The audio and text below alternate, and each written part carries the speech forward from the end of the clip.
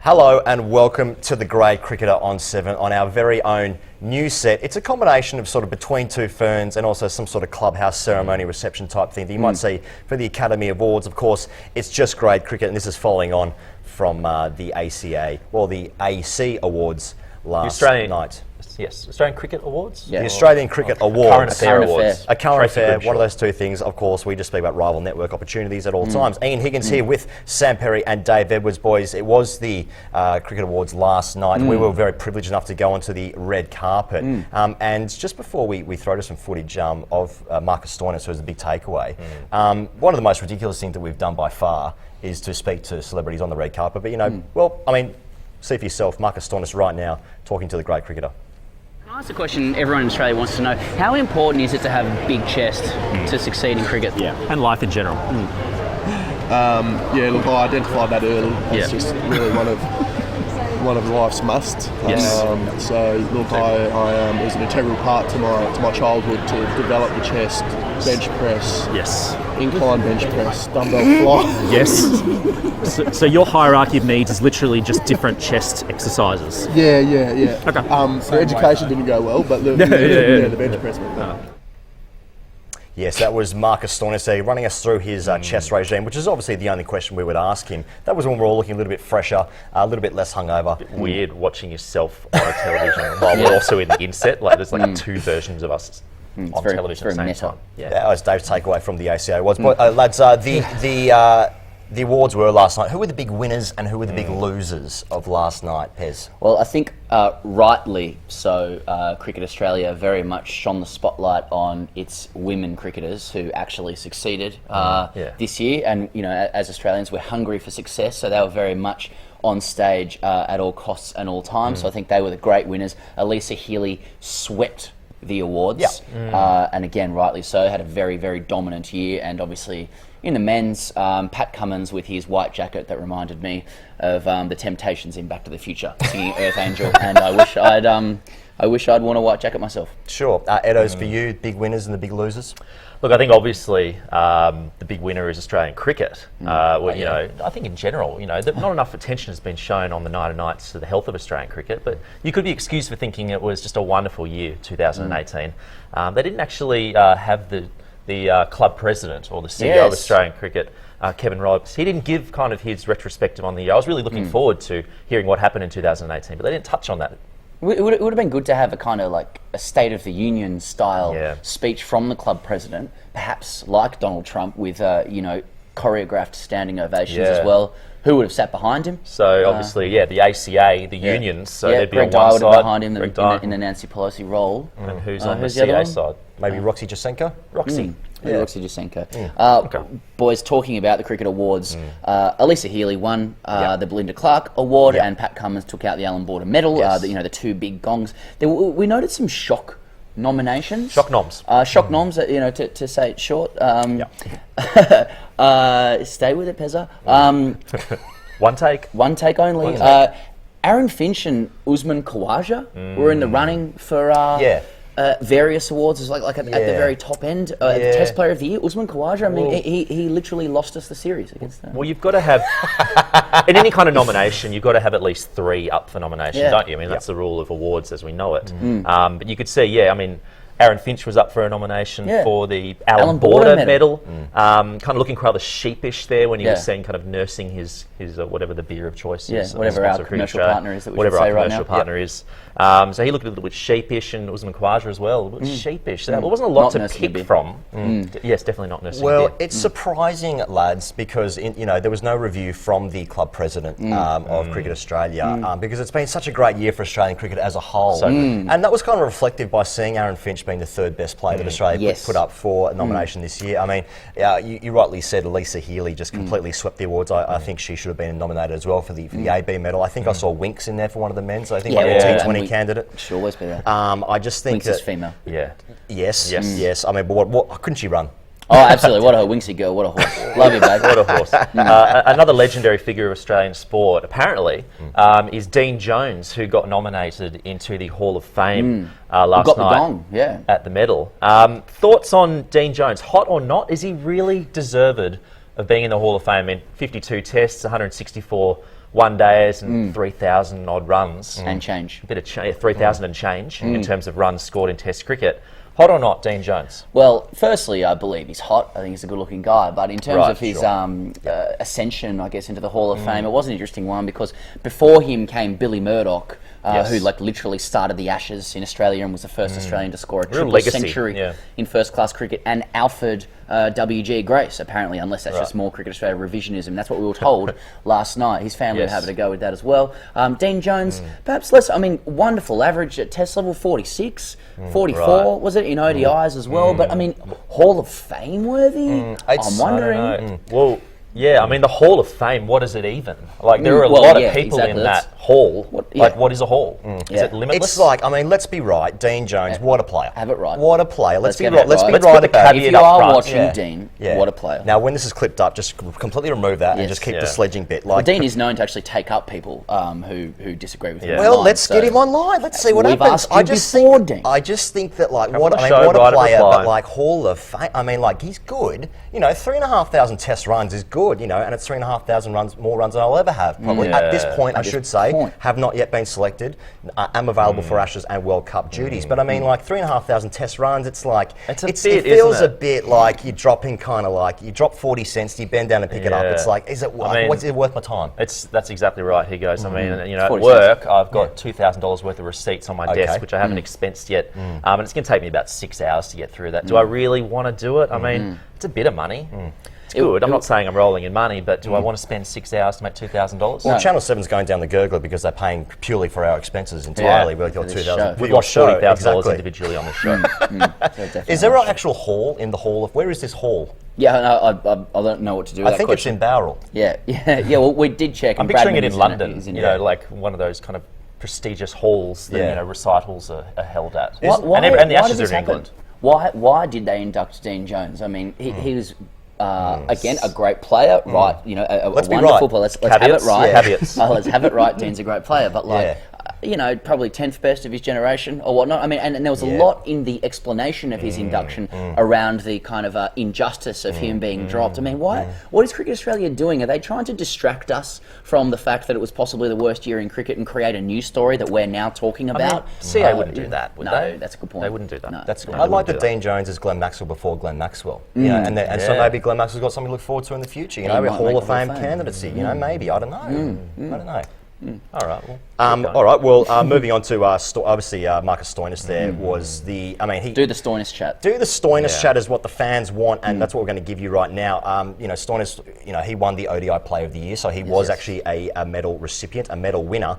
But he actually sort of won the entire night. You know, Pat Cummins won the AB medal, Lisa Healy took out the Clark medal, but Steines was just. I mean, hot or not, it's all hot, isn't it? You know, like I'm all for data-driven, evidence-based selections of cricketers these days, and I've always said that, and I'll maintain that I will not resile from my obligation to data analysis and data-driven twice selections. today, and you sent me an email about it the other day as well. Precisely. However, in Marcus Steines, I'm happy to allow this intangible feel selection. You know what I mean? There's something about the guy, and then we saw him in the flesh. We've obviously shown before. We absolutely buckled at the knees. I think it's the pheromones. He just exudes a chemical pheromone, I think, that makes you want to get around him, and he to get around you, hopefully, in return. He was so polite though. Like he has, like he exudes this persona where he's just alpha. But then when he was asked by Channel 7, you know, a friend of ours, we were talking about the water cooler just before. A water cooler is still a thing. Not the point. He goes, crack on with your point. In that, like, he was sort of like, you know, what are you wearing? And Steines was just like, I'm just having a good time, just dressing with my mates, and I enjoy and play cricket for Australia. And it's like, oh, okay, well, you've just won the entire room. It was palpable how I'm stuttering, so it was so palpable. Like how many palpitations. Heart palpitations trying to get this point out, but like how many people were quick to say how different Steines was for wearing something different. But when I heard him speak, in all seriousness, I was like, he's the most normal person in the room. He thanked his friends and family, and he's just there to have a good time. Well, there was a celebration of rarity, wasn't it? Exactly. Last night, because obviously Dean Jones, the ultimate rare unit of the 90s, Steines, of course. Zampa was there with some interesting outfits and a little bit different, these guys. And Cricket Australia and everyone there wasn't afraid to point out the points of difference in these guys. They're just a little bit different to the norm. Steines is his great character, isn't he? In that, like, normally the alpha character in cricket is kind of a classic alpha. He has the chest, he has the kind of, like, he has presence. Yes. But you don't normally combine alpha with rarity, but like Steines is kind of alpha and rara avis. He's a rare bird who's also an alpha. This is an interesting new character in Australian cricket, and I think it's one that we should explore and mine much further. It's a crossbreed. It's a science experiment. Yeah, absolutely. And we did tease the Steines interview before. We also spoke with Elise Perry, Pat Cummins, Elisa Healy. We spoke to Usman Khawaja, and they'll all be teased out through the week on social media and various different platforms. However, moving on, Edos. We'll go into the Big Bash. I mean, why don't we talk about actual cricket? Big Bash finals are coming up. They're on Thursday, Friday and Sunday respectively. Yes. We have the 2 Melbourne teams, the Sydney team, and of course the competition front runners the entire time, the Hobart Hurricanes. They play the Stars first on Thursday night. You can catch it on Channel 7. I just want to see what that sounded like to say. Or feel like to say. Feel really good. Yeah. But better than Richo. But anyway... Who do we think is going to take it out? The Hurricanes have been incredible all year, but now they've got to play a rampant Melbourne Stars side with, like star-studded side with Maxwell, Steines, Zampa, They have 11 stars. Yeah, well, that's right. Yeah. Well, I think that, the Hurricanes are the front runners, Pez, as you know. It feels hard to track, like, I'm supposed to care, but do I? It's just been dragging on and on and on. And, I just love the feedback that we get, like, 7 don't have the ODIs, and that's just really like the... But he goes, you're supposed to care, you're contractually supposed to care. So will you be caring? I'll take part of it. Like, I'll pretend that I won't, but it's the weekend, final on Sunday. It's everything about it, like, I like Maxwell in form. Just completely decimated the Sixers the other night. Basically, dragged his team into the finals, usurping the Sydney Sixers spot there to make the finals. So, like, I think the Hurricanes are way short up the top. It's good, and I just love to see Hobart win. Hobart needs this. It's been, they've had their troubles. Hobart. They don't have an AFL team. They've wanted one for years. Now they've got this wonderfully successful BBL franchise, and if they can win that, I think it'll be a real boon for the Apple Isle. Let's move on, lads. First time I've ever said Apple Isle out loud. Segment 2 and David Boone. TGC End of Season Awards. So we obviously had our own awards. The Night of Nights last night, but then today we're going to have our own little awards. And these are the real awards, I think. Certainly the awards that CA refuses to acknowledge.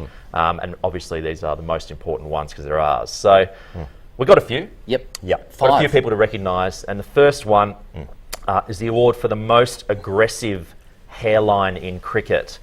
There are a few contenders, obviously. Let's talk through some of the nominations. Well, when you think hairline, you think, I think personally of Lloyd Pope.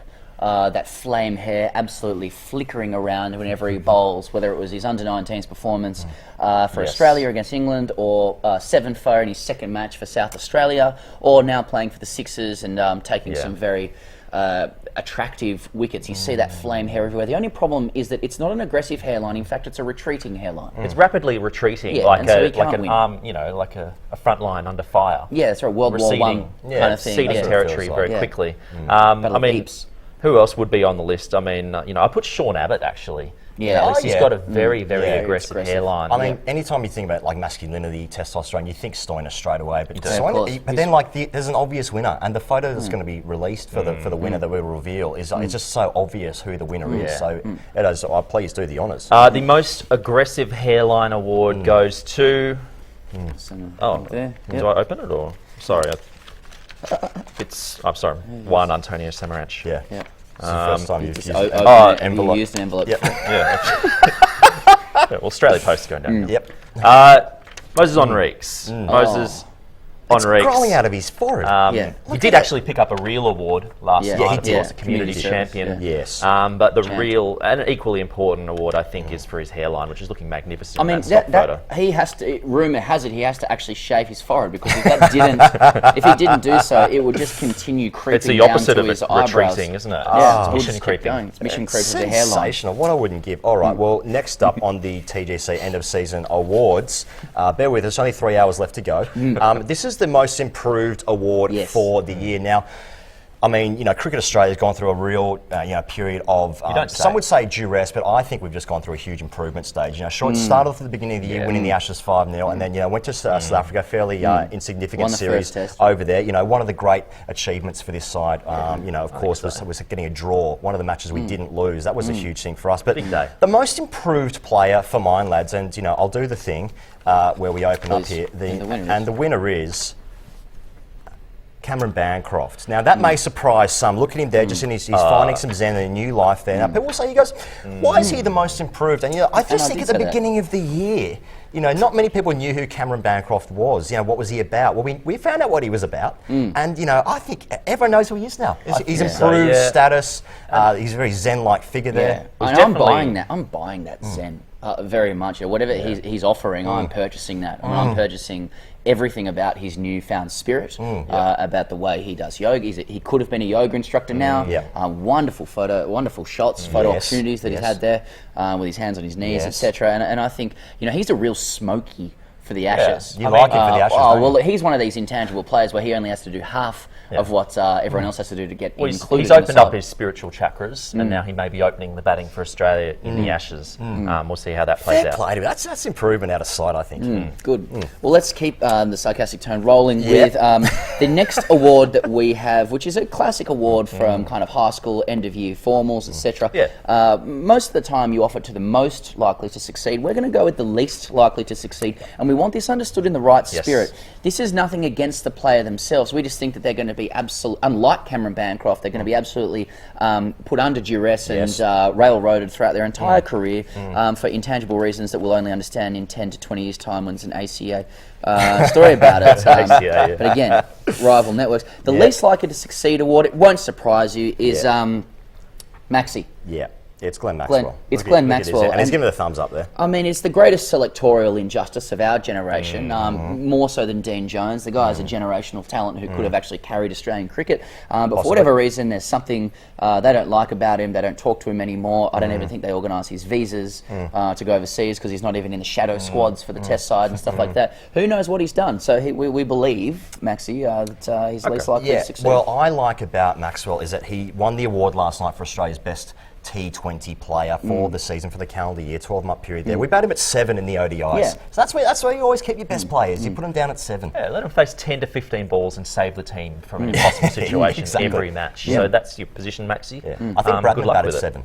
Yeah, I think he did, did in his first test. Speaking of Bradman-like figures, we're going to now do the award for the cutest couple in Australian cricket. Classic award. Well, it's an obvious award. And there's really only one person that can win this, or a couple, should I say. And, well, let's see how they play out as a couple. Sure. I'm talking about... You're going to do it out of the envelope? Oh, yeah, I should do that. Because you won't know the answer unless you read it. This is my first time. This is my first time. This normally never happens.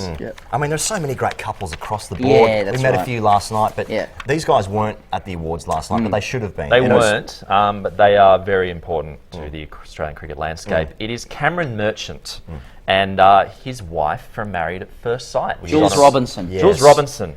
He looks like Ed Cowan. Who I believe actually goes to great lengths to kind of satiate his cricketing skills. She's been feeding him a bowling machine. They've been going to indoor nets you know, as they go through this courtship period. And she's feeding him a bowling machine. I mean, do you want anything more out of a partner than that kind of willingness to go beyond? You guys both have partners. Have you done that with respect to in 2006, my then girlfriend, now wife, fed me balls from the ball machine. And it was memorable for the fact that I struck one back and it actually went through the hole and very, very very hit her in the head. And we stopped then. Doing the ball machine, not our relationship. We now have a child and we're very happily married. But Cameron Merchant and Jules Robinson, congratulations, and that's again more cross promotion from us of a TV show on another network. This is our last show. All right. Well, this is possibly the most important one of all. It's a common one around the grade circles, and that's the Thanks for Coming award. Obviously, now many times guys who bat at 8 don't bowl, etc. They still have to pay their fees. But this is a guy who passive aggressive award. It's a passive aggressive award. It is a Thanks for Coming. You've just paid to waste your weekend in the sun. But but we've decided to give the Thanks for Coming award, and it is, I thought it might have been, and it is, it's Matthew Wade. Yeah. Thanks for coming, mate. And We appreciate you. Yes. It was good of you to make it this far and to give your time and efforts to plundering runs at domestic level for many, many years and being the top run scorer at domestic level, which is the level directly below the Australian team. In all three forms. In all three forms, yes. But, mate, just thanks for coming out of the side of the mouth. Appreciate you coming along to play cricket. You're not going to get any kind of advantages. In fact, you're going to have to do double or triple what everybody else does. Again, for intangible reasons. He doesn't have the pheromones. Yes. Or what, it doesn't have the Bancroft pheromones or the Steines pheromones. Well, there's no point for, there's no point for Wadey to be really, even entering into any sort of, ideas about international selection. Sure, he might win the Big Bash with the Hurricanes. Sure, he might, win the Sheffield Shield for Tasmania, but... Sure, he might score the most runs of anyone batting at number 6 when we don't have a number 6 and then not be called up on account of batting number 6. Yes. He had a go. Yeah. He's already had his go. Yes. That's a good point. He's already played for Australia. No, he can never play for Australia again. He already had, you can never one do. turn. Yep. Let's move on to your questions. This is the hashtag AskTGC section where you actually write to us and then we respond, usually, again, passive-aggressively. It's a common theme in cricket. The first one that we have is from John Brymer, I believe, at Fisherman Oz. He says, Ask TGC, is there someone on the dark web I can give some Bitcoin to erase 15 years of the documented history of my wasted youth and productivity from my cricket? Yep.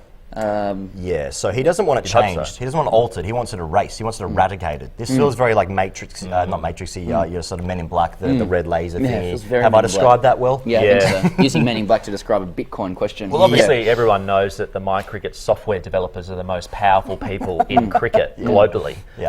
So any kind of way that you can get in there and change that data, and I don't think it's an impenetrable kind of fortress that they've built out. Absolutely, and we all know that journalism jobs are diminishing at a frightening rate of knots, including our own, and that we're being encouraged to code and learn how to code. And once we do learn how to code, coding's cool. I'll definitely be getting into MyCricket and hacking my own results. I'm surprised it hasn't happened already. There was somebody, wasn't there, a few years ago from Sutherland who was doctoring scorebooks as well. So I wouldn't be surprised if there was some hacking of MyCricket coming on soon. Bitcoin is Bitcoin still a thing? I think it's gone. I think Ethereum is actually a better digital currency than Bitcoin. I've got all my money in that. And thanks for our sponsors. Hopefully it comes up good. Ethereum. Luke Dempsey. This is the second question today. He says, can grade cricketer offer thoughts on the Justin Langer Good Weekend article? Or cross promotion of other media. So here's just a little snapshot of what was featured in that article. Justin Langer meditates every morning, has a boxing kangaroo on his buttock, and is handy with a motivational quote. Can he turn around his team's dysfunctional culture? Can he save Australian men's cricket, lads? Look, without doubt, and last night we saw he's bringing in the right people to Australian cricket, and he I don't know if he's going to turn around the dysfunctional culture. He'll certainly entrench a culture. I mean, he's got the right people involved. I mean, we saw Nugget Rees last night, one of Langer's great mates, and I think the more he can be involved in Australian cricket, the better for the entire side. It was a wonderful article from Jane Cadzo, by the way, a very good writer and very illuminating of Justin Langer's character. I mean, there was obviously the story of Pujara. He goes, you tell that story. Oh, okay. Well, I think what Luke's referring to is a specific incident where it's rumoured that Justin Langer walked into the dressing rooms of the SCG with ice packs over his eyes, walked in like this, and he said to the team, "Who am I?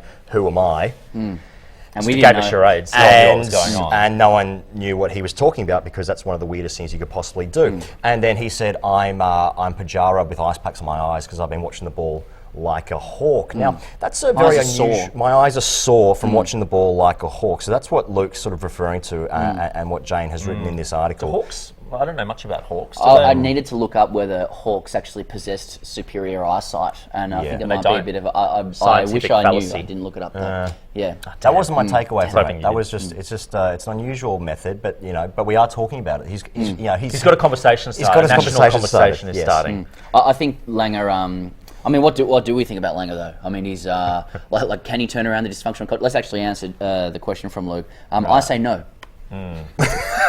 Well, I mean, we did see in the last match against Sri Lanka a worrying return to type. We were bumping blokes, we were hitting runs, we were chirping. It was all kind of coming back. little triggers, little muscle memory things happening in Australian cricket. Yeah. If we start to get good again on the field, will the culture then follow that? We can only win if we bully, and vice versa. Love bullying. So that's 3 no's Bullying across is entrenched. the board. All right, final question for this week's hashtag AskTGC, and do get your questions in because we very much appreciate your feedback and your questions indeed. So Yuvraj Solanki writes in and he says, I am 28 and haven't played in the last 3 years. Do I still have a chance? I don't know what that's referring to, but lads, thoughts? Well, I'm looking at his handle there. A guy is no one. Yes. That's point. interesting, and that's actually given me Sounds a lot. like an incel. Yeah, like a lot of pause. Well, it's philosophical.